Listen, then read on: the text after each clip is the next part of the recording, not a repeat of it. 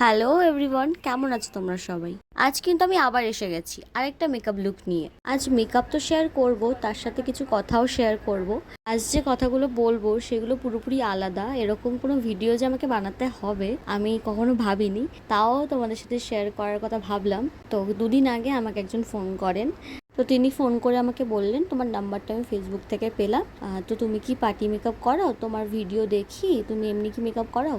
আমাকে কিছুজন বলেওছে যে তুমি টুকটাক মেকআপ করাও। আমি তখন ওনাকে বললাম যে হ্যাঁ হ্যাঁ, আমি মেকআপ করাই।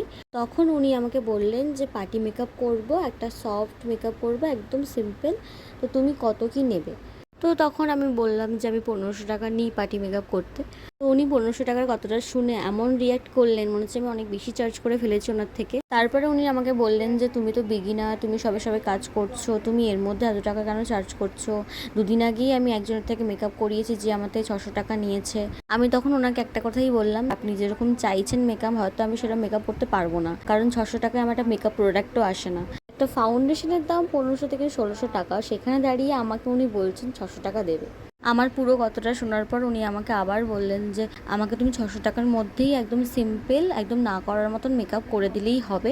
তারপর আমি ওনাকে বললাম, দেখুন আমি 600 টাকার মধ্যে কোনোভাবেই মেকআপ করতে পারবো না, আপনার সিম্পল মেকআপেও আমার সেম প্রোডাক্টগুলো ইউজ হবে। শুধু যে মেকআপটা করে দেবো আপনাকে এমন তো নয়, তার সাথে হেয়ার স্টাইল, শাড়ি ড্র্যাপিং সব মিলিয়ে কি 600 টাকায় কাজ হয়? আমি বুঝে উঠতে পারি না যে হ্যাঁ, নতুন শিখেছি বলে এরকম নয় যে 500 টাকার মধ্যে মেকআপটা করে দেবো, কারণ যখন মেকআপ প্রোডাক্টগুলো কিনি তখন আমাকে 500 টাকায় কেউ মেকআপ প্রোডাক্টগুলো দিয়ে দেয় না। পুরো দোষটা কিন্তু এনাদের নয়, আমাদেরও কিছু দোষ আছে।